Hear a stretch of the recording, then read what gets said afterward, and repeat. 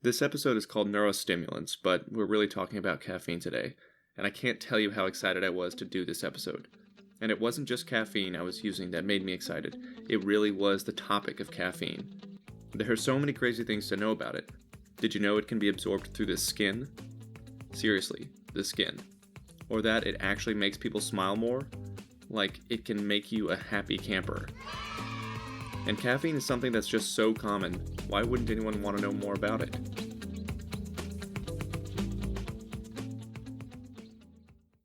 I'm going to introduce this topic with a story.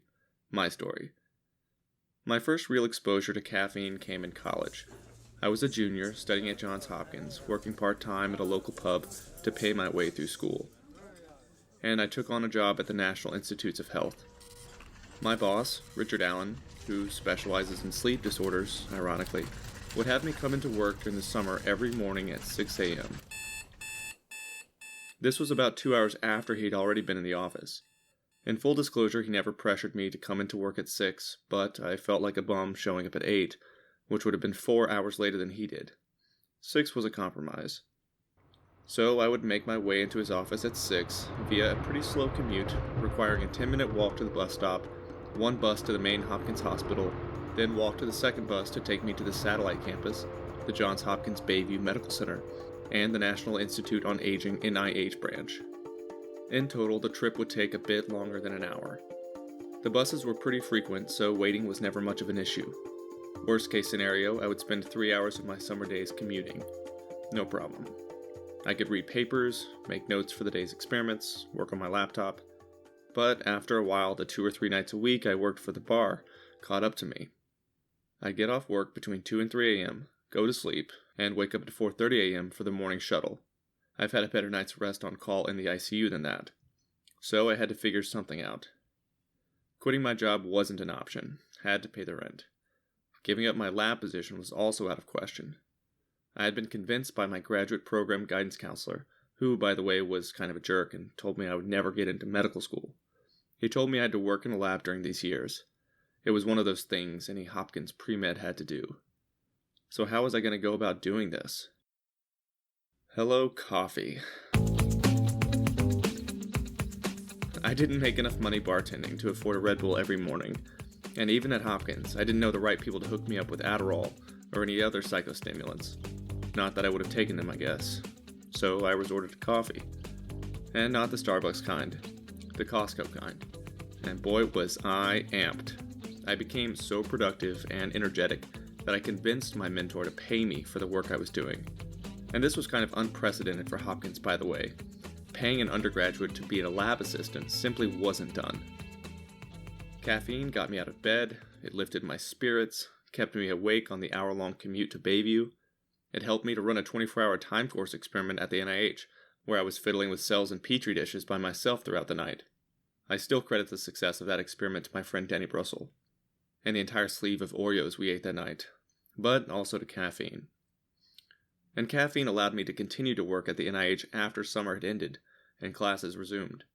Somehow I was able to work 25 hours a week, take a full course load, work the bar a couple nights, and graduate with 2 degrees. Caffeine literally was the miracle drug I'd been dreaming of. But then I noticed it had become a problem. In the mornings after working at the pub, I would be drinking an Nalgene full of iced coffee through my 8 a.m. class. Wawa doesn't even serve coffee in that size. Even more, I would help myself to a sizable serving of soda at lunch, tackle another cup of coffee by the early afternoon, and then grab at least another cup or 2 in the evening to study and write papers. In all, about 7 or 8 cups of coffee per day. In milligrams of caffeine, that's about 600 or 700. I couldn't stay awake without it. I wouldn't say I was addicted to it. Well, maybe not addicted. I never really craved it, per se. But I definitely depended on it. I depended on it to the point that either it or my sleep deprivation would make my hand tremor, or give me palpitations. I needed it so much that I ignored the fact that I was taking an anti-anxiety pill every day just to keep an even temper and stave off panic attacks. I guess I've seen worse in friends of mine from college and medical school. They would pop a no-dose, or basically an over-the-counter caffeine pill a few times a day. Each pill contains about 200 milligrams of caffeine, so maybe a little less than what I was injecting into my own body. plenty of students were taking Adderall, or the equivalent type of amphetamine, and you can see how this habit could become unhealthy. But where do you draw the line between caffeine as a mediator of productivity and an agent for toxicity? Well, let's talk about it. To understand how caffeine works to your benefit, and how it kept me functioning as a nearly normal college student on 1 to 2 hours of sleep every couple of nights, you should know what it does. Caffeine acts in several different ways of the body. It's a mild diuretic, inhibiting the action of antidiuretic hormone in the kidney. It can burn fat by increasing the basal metabolic rate, causing weight loss, and that's why historically it was used in some weight loss supplements. Caffeine also modulates the activity of multiple centrally acting stimulatory neurotransmitters, notably dopamine, but also acetylcholine, serotonin, and glutamate. It can diffuse across the cell membrane to activate the cyclic AMP protein kinase A pathway as a phosphodiesterase inhibitor, permitting cyclic AMP to build up inside cells and do all the weird things that cyclic AMP does, which I don't really remember. Except to say you probably remember from biology that these intracellular proteins also mediate the signaling of extracellular norepinephrine. So you're basically simulating the effect of more norepinephrine in your system. You'll also remember that norepinephrine acts as the primary neurotransmitter in the postganglionic sympathetic nerve, which mediates your fight or flight response. Perhaps most importantly, as a psychostimulant, caffeine acts by antagonizing adenosine receptors in many tissues. Adenosine, as you remember, is a structural homologue to caffeine and to adenine, one of the 4 nucleotide bases in our DNA. With continued wakefulness as the day goes on, adenosine levels accumulate in many areas of the nervous system, particularly the ventrolateral preoptic area, or VLPO. Without trying to put you to sleep here, the VLPO is one of the major sites of sleep regulation, which utilizes GABA to inhibit the tuberomammillary nucleus, a histaminergic complex that mediates arousal.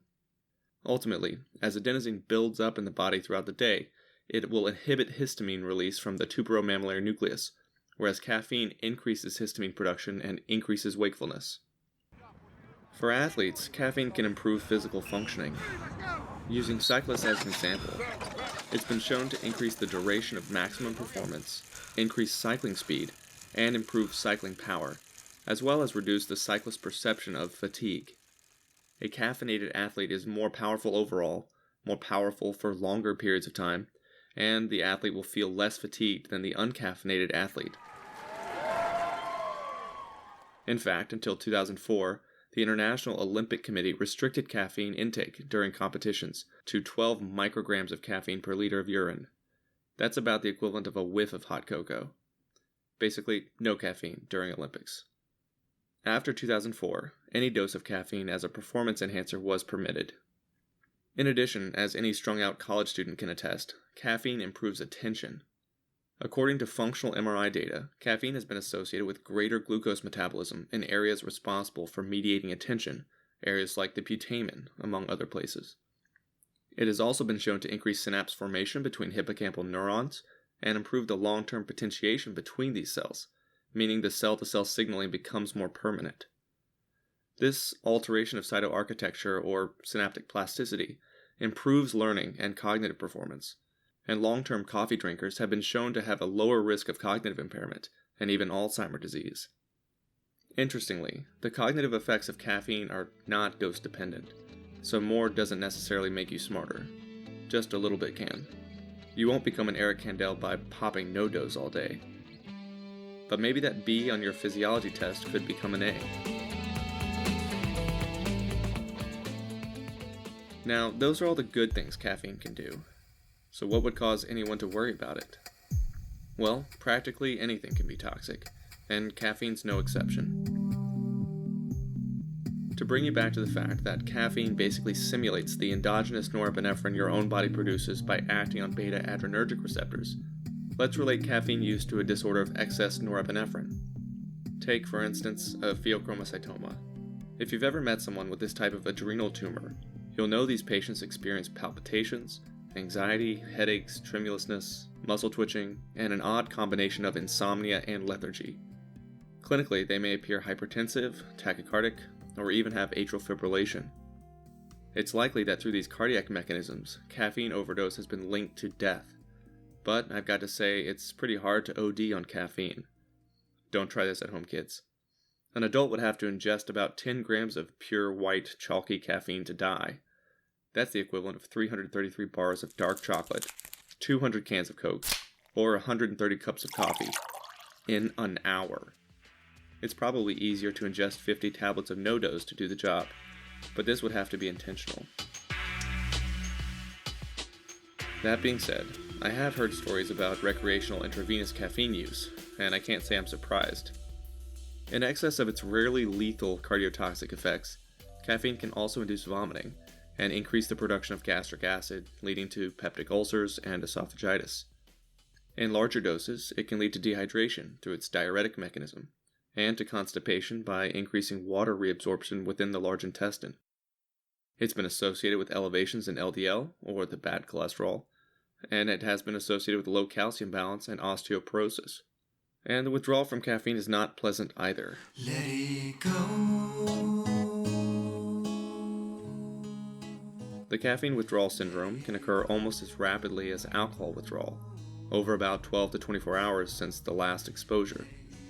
Symptoms other than the obvious drowsiness, impaired concentration, apathy, weakness, and reduced energy also include stomachache, joint pains, headache, and irritability.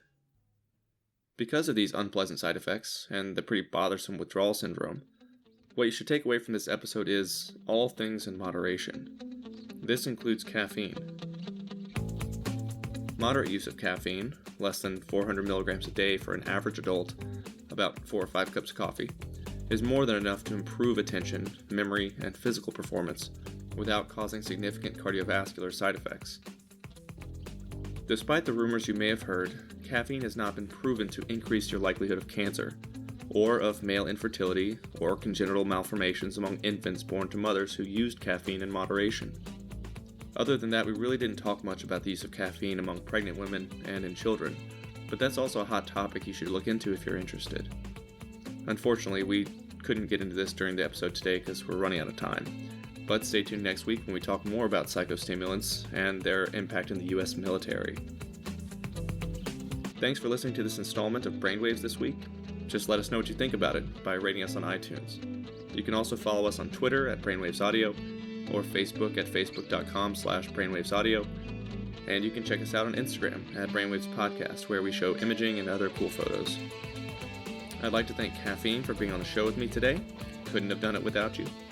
The music this week was courtesy of Andy Cohen and Little Glass Men. I'm Jim Siegler for Brainwaves. Talk to you next time.